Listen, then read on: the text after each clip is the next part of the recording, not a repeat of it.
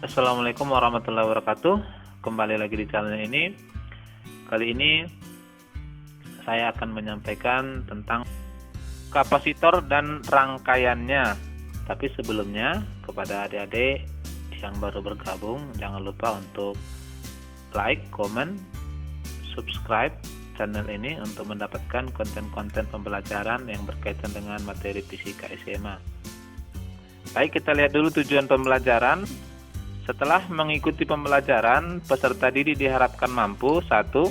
Mengidentifikasi karakteristik kapasitor. Yang kedua, menentukan kapasitas kapasitor dari bentuk geometrisnya. Yang ketiga, mengidentifikasi jenis dan fungsi kapasitor. Keempat, mengidentifikasi proses pemuatan dan pengosongan kapasitor. Kelima, mengidentifikasi karakteristik rangkaian kapasitor. Keenam, menentukan kapasitas pengganti dan muatan pada rangkaian kapasitor. Ketujuh, menentukan energi yang tersimpan dalam kapasitor. Baik, kita lihat yang pertama, bagian-bagian dari kapasitor. Kapasitor merupakan sebuah komponen elektronika yang digunakan untuk menyimpan muatan dan energi listrik. Nah, ini adalah salah satu contoh dari kapasitor. Jadi kalau kamu perhatikan, di situ tertulis 16 volt, 4700 mikrofarad, plus minus 20%, 85 derajat Celcius. Ini adalah spesifikasi dari kapasitor ini ya. Jadi bekerja pada tegangan 16 volt dan kapasitasnya 4700 mikrofarad. Nah, kalau kita mau uraikan lebih lanjut, maka di dalam terdiri dari dua plat yang bermuatan berbeda.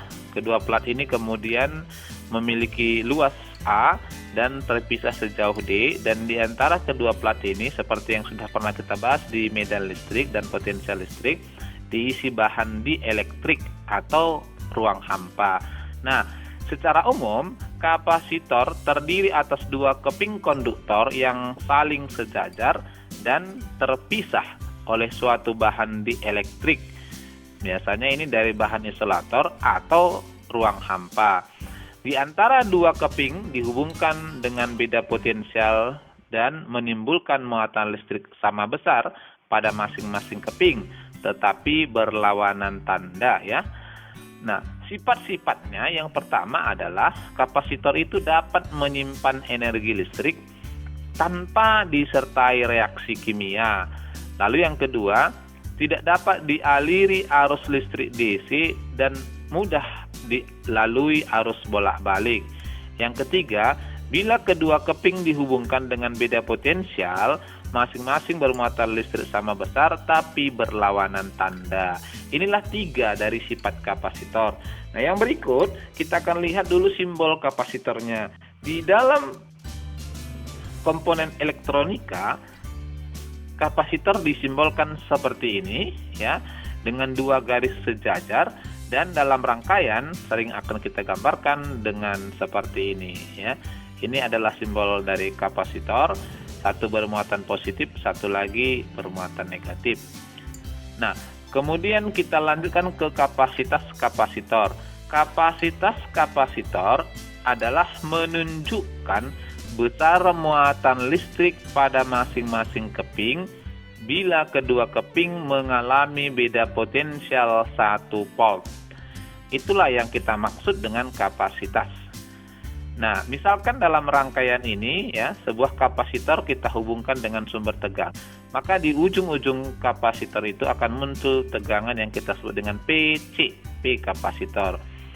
Besarnya kapasitas dalam rangkaian ini dapat kita tentukan dari pengertian di atas adalah Q per P ya. Besarnya muatan listrik tiap 1 volt. Jadi volt sebagai tegangan sebagai pembaginya gitu ya. Nah, dalam hal ini Q adalah muatan listrik masing-masing keping, tadi kita sebut sama nilainya. P adalah beda potensial dan C adalah kapasitas kapasitor yang nanti kita akan gunakan satuannya farad ya. Namun dalam kenyataannya kalau kamu perhatikan persamaan di atas, di persamaan itu C sama dengan Q per P. Dalam hal ini jika Q kita perbesar bukan berarti C tambah besar, atau sebaliknya jika P kita perkecil bukan berarti C-nya tambah besar. Nah, ternyata besaran Q dan P tidak mengubah besar dari kapasitas kapasitornya. Nah, lalu apa yang bisa kita lakukan untuk memperbesar kapasitasnya? Ternyata besar kapasitas suatu kapasitor ditentukan dari bentuk geometrinya ya. Semakin besar bentuknya, maka semakin besar kapasitas kapasitornya. Jadi nilainya itu ditentukan dari bentuknya. Dari persamaan tadi C sama dengan Q per P, kalau kita mau lihat bentuk geometrisnya tadi ya, ini adalah dua plat sejajar berbeda muatan tapi nilainya sama, terpisah sejauh D. Maka kalau kita mau uraikan bahwa tegangan itu atau beda potensial itu ya, dari persamaan medan listrik sebelumnya, potensial listrik itu adalah E dikali D, tegangan listrik E dikali D. Kita mau uraikan di sini, maka C sama dengan Q per E kali D, atau sama dengan Q per E itu medan listrik adalah Q per A, luas penampang dikali epsilon 0 dikali D. Nah, kalau kita jabarkan lebih lanjut, maka dapatlah kita dari persamaan ini bahwa C sama dengan epsilon 0 dikali A per D. Nah, inilah besaran yang mempengaruhi kapasitas kapasitor.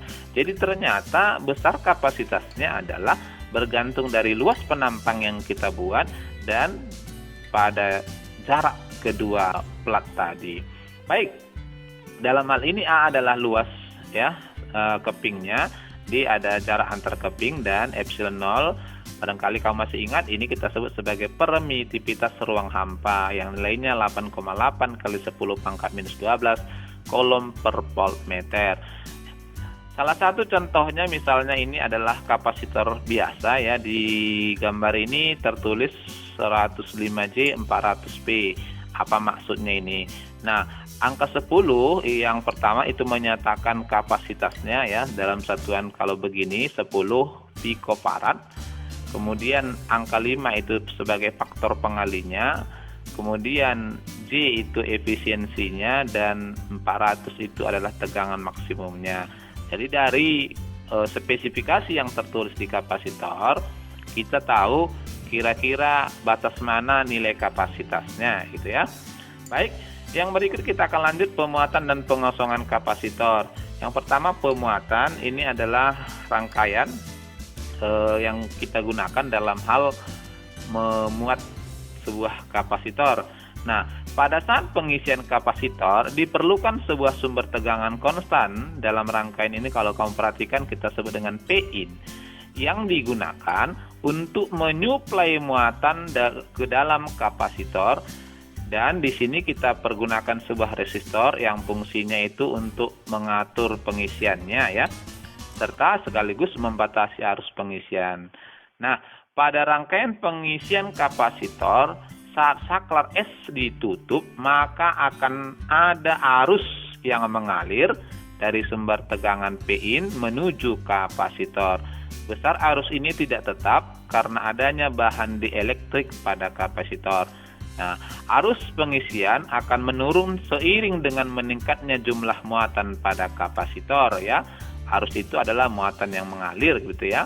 Nah, sehingga pada suatu saat nanti saat P kapasitor, saat tegangan di kapasitor sama dengan tegangan sumbernya ya, pada saat itu I sama dengan 0, maka pada posisi itulah kita sebut kapasitornya sudah termuati. Sehingga kalau kamu ditanya saat kapan kapasitor kita sebut sudah bermuatan, adalah saat tegangan di kapasitor sama dengan tegangan sumbernya. Lalu yang kedua pengosongan. Nah, ini adalah kebalikannya ya. Saat kapasitor sudah terisi oleh sebagian atau penuh muatan listrik, maka pada saat itu kapasitor tersebut dapat dikosongkan dengan cara menghubungkan saklar S pada ground ya, atau pada komponen lain.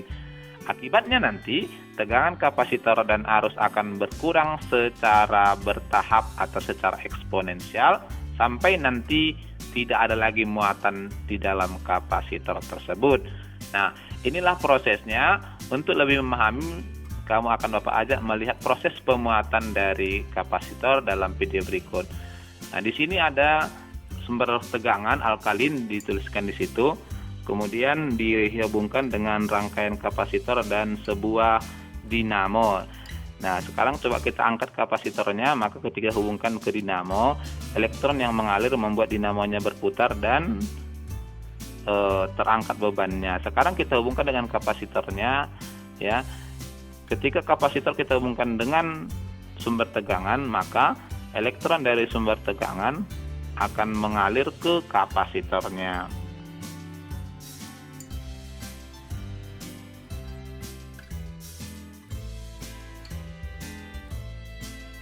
Nah, perhatikan gambar ini, elektron akan mengalir sampai pada suatu saat, seperti yang saya sampaikan di awal tadi, tegangan pada kapasitor sama dengan tegangan pada sumber tegangannya.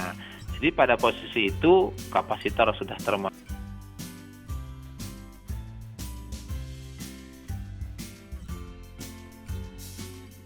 Sekarang kita hubungkan ke dinamonya, maka elektron dari kapasitor akan mengalir, ya, sehingga suatu saat kapasitornya tidak memiliki muatan lagi, ya.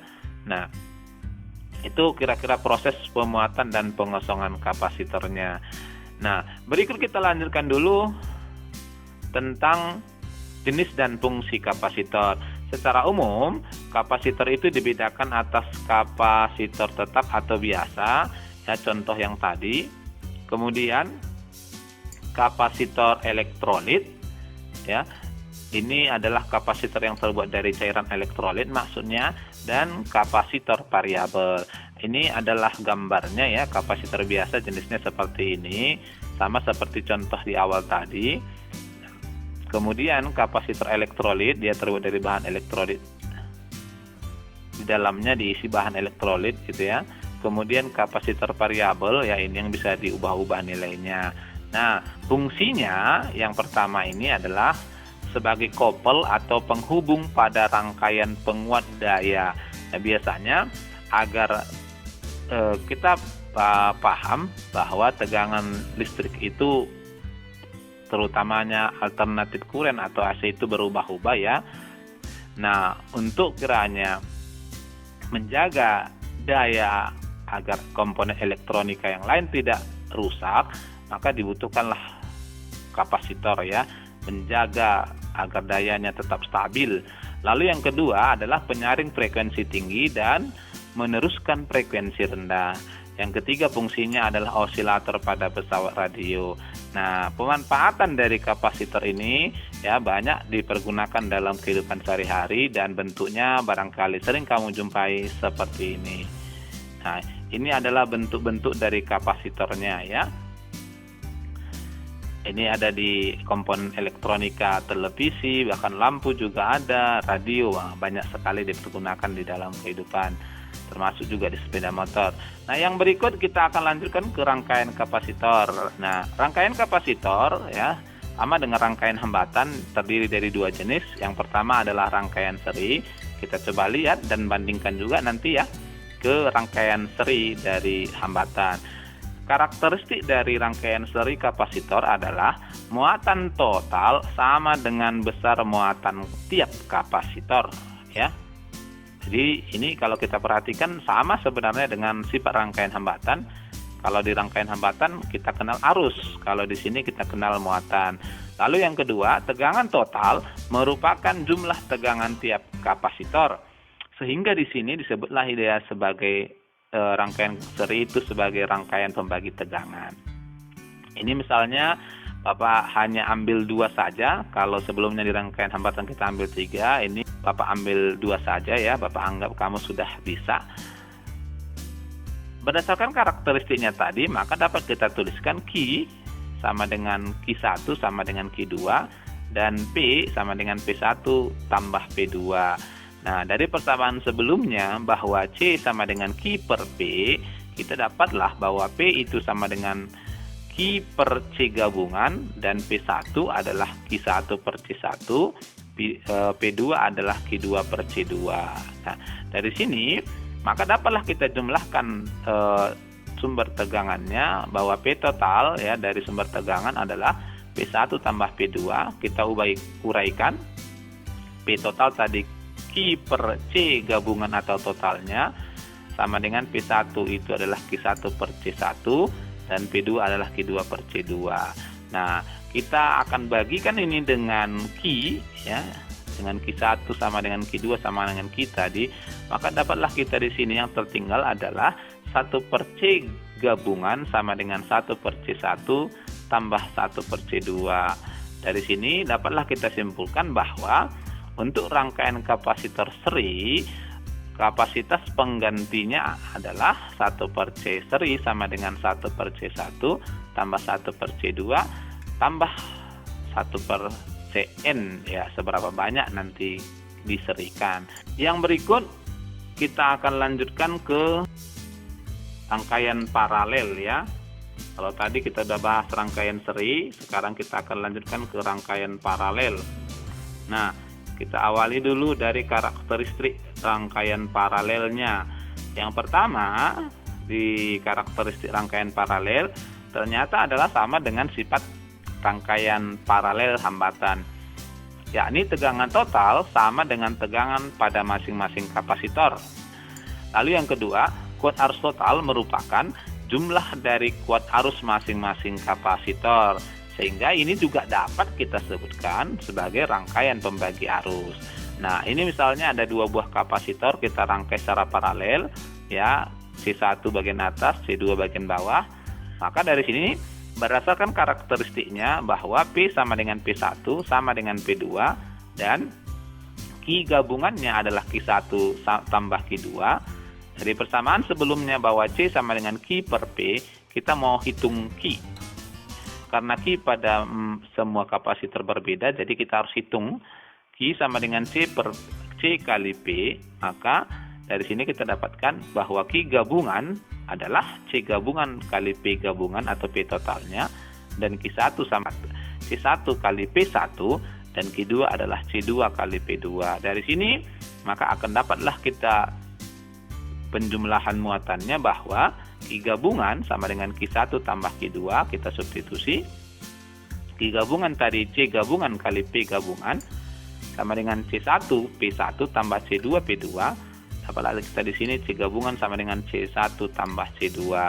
Nah, sehingga dapat kita simpulkan bahwa apabila beberapa kapasitor dihubungkan secara paralel, maka kapasitas penggantinya adalah tinggal kamu jumlahkan saja ya, C1 tambah C2 dan seterusnya. Ini contoh ini. Perhatikan gambar di samping. Tentukan besar muatan pada kapasitor C1. Dalam hal ini 1 mikro sama dengan 10 pangkat minus 6. Ini ada 5 kapasitor yang dirangkai seri paralel. Ini C19, C26, C36, C46, dan C59. Lalu dihubungkan dengan tegangan 12 volt. Dari sini kita ambil diketahui gambar. Ditanya Q pada C1. Nah, kita jawab, rangkaian ini masih bersifat seri paralel, sehingga harus disederhanakan menjadi apakah rangkaian seri atau rangkaian paralel. Kita serikan dulu rangkaian C2 dengan C3, maka kita serikan dulu, kita dapatkan C2 dan C3 diserikan, kita sebut dengan CS1. Dapat kita tuliskan 1 per CS1 sama dengan 1 per C2 tambah 1 per C3. Kita substitusi nilainya, dapatlah kita 1 per CS1 sama dengan 2 per 6. Lalu kita putar, CS1 sama dengan 6 per 2, kita dapatkan 3 mikrofarad. Setelah itu, hasil seri tadi kita paralelkan dengan C4. Nah, dari sini dapat kita nilainya bahwa C paralel dalam hal ini adalah CS1 tadi yang sudah kita serikan tambah C4. Sehingga dapat nilainya C paralel sama dengan 3 mikrofarad tambah 6 mikrofarad. Dapatlah kita 9 mikrofarad. Sehingga rangkaian kita sekarang tinggal 3 kapasitor, yakni C1, C paralel, dan C5. Nah, dari sini kita coba serikan C1, C paralel, dan C5 dengan cara yang sama ya. Dengan sifatnya tadi adalah bahwa muatan total dari C1 sama dengan C paralel sama dengan C5 sama dengan C total. Kita coba uraikan dulu bahwa Q total adalah C total kali P total dengan 1/C total, yakni serinya adalah 1/C1 tambah 1/C paralel tambah 1/C5. Kita masukkan nilainya, maka 1/C total sama dengan 1/9 tambah 1/9 tambah 1/9. Maka dari sini dapat kita tentukan bahwa nilai kapasitas pengganti dari rangkaian 5 kapasitor tadi adalah 3 mikrofarad. Setelah kita dapatkan ini, maka langkah selanjutnya adalah kita hitung Q totalnya. Q total sama dengan Q1 ya, sesuai pertanyaannya tadi adalah C total kali P total. C totalnya 3 mikrofarad, P totalnya dari sumber tegangan 12 volt.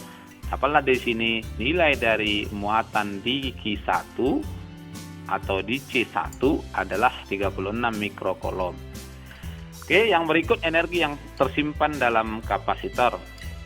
Nah, energi kapasitor dapat kita tinjau dengan cara melihat grafik hubungan antara P dengan muatan listrik yang tersimpan pada kapasitor. Nah, misalnya gambarnya adalah seperti ini. Ini adalah gambar rangkaian antara tegangan dengan muatan pada sebuah kapasitor. Nampak di sini adalah sebuah gradien garis ya. Nilai energi listrik yang tersimpan pada kapasitor seperti yang Bapak sampaikan tadi merupakan luas daerah di bawah garis grafik QP ya yang diarsir.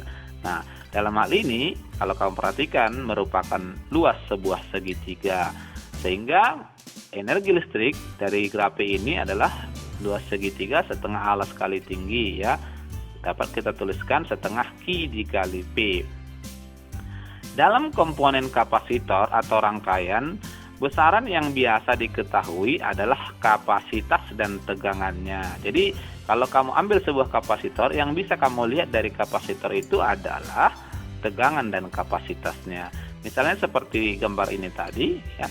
Jadi yang ada di sini adalah tegangan dan kapasitasnya. Sehingga tentunya kita tidak memungkinkan menggunakan persamaan W sama dengan setengah Q dikali P. Kita akan uraikan Q-nya dari sini, maka energi listrik yang tersimpan pada sebuah kapasitor dapat kita tentukan langsung dengan melihat kapasitornya, dan nilainya adalah setengah CP kuadrat ya. Jadi kalau saya berikan sebuah kapasitor, maka cara kita menentukan energi yang tersimpan di dalamnya yang dapat disimpan ya adalah lihat kapasitasnya, lihat tegangannya, sehingga dapat kita tentukan dengan setengah CP kuadrat. Contoh ini, perhatikan gambar di samping, tentukan besar energi yang tersimpan dalam kapasitor gabungannya. Ini adalah rangkaian seri paralel ya dari 5 buah kapasitor, masing-masing nilainya 3 mikrofarad dengan 3 mikrofarad itu diparalelkan, lalu diserikan dengan paralel 3 mikrofarad dengan 3 mikrofarad lagi dan diserikan dengan 6 mikrofarad serta dihubungkan dengan sumber tegangan 60 volt. Oke, kita coba bahas. Dari sini diketahui gambar, lalu ditanya energi yang tersimpan pada kapasitor gabungannya. Baik, energi pada kapasitor tadi adalah setengah CP kuadrat. Dalam hal ini, maka energi gabungannya adalah setengah C gabungan dikali P kuadrat. Nah, oleh karena itu pastinya kita tentukan dahulu kapasitas gabungan kapasitornya. Pertama, kita akan memparalelkan ya. Yang pertama sebelah kiri Bapak sebut C1 dan C2 dulu. Kita paralelkan C1 dengan C2, lalu kemudian kita paralelkan C3 dengan C4 ya. Kita coba hitung, maka C1 dengan C2 kita paralelkan, kita sebut dengan CP1, maka hasilnya tinggal kita jumlahkan 6 mikrofarad. Lalu C3 dengan C4 kita paralelkan, kita sebut sebagai CP2, kita jumlahkan 6 mikrofarad. Sehingga rangkaian kita sekarang menjadi 3 rangkaian kapasitor ya. Setelah itu, maka untuk mencari kapasitas penggantinya cukup kita serikan saja CP1, CP2 dan kapasitor 6 mikrofarad. Oke, kita coba hitung gabungannya. 1 per C gabungan sama dengan 1 per CP1 tambah 1 per CP2 tambah 1/6 nilai terakhirnya tadi ya. Dari sini kita dapatkanlah bahwa kapasitas pengganti dari 5 kapasitor di atas adalah 2 mikrofarad. Kalau kita sudah dapatkan nilai kapasitasnya, maka kita substitusi ke persamaan awal tadi, sehingga di sini energi yang tersimpan pada kapasitor gabungannya adalah setengah C gabungan kali P kuadrat. Kita substitusi setengah kali 2 mikrofarad kali 60 kuadrat. Dapatlah kita 3600 kali 10 pangkat minus 6 joule. Atau kalau kita sederhanakan 3,6 kali 10 pangkat minus 3 joule. Nah, inilah barangkali materi terakhir berkaitan dengan kapasitor dan rangkaiannya ya. Tadi sudah kita lihat apa pengertiannya ya. Adalah tadi rangkaian komponen elektronika yang berfungsi menyimpan muatan listrik dan energi listrik. Kemudian fungsinya udah kita lihat juga tadi ya. Lalu kemudian jenisnya dan proses pemuatan serta pengosongan. Lalu kita juga tadi lihat rangkaiannya, bahwa rangkaian seri kapasitor itu adalah pembagi tegangan dan rangkaian paralel adalah pembagi arus, sekaligus juga tadi energinya. Nah, berikut akan kita perkuat kembali pada soal-soal latihan ya dan penugasan. Barangkali demikian. Assalamualaikum warahmatullahi wabarakatuh.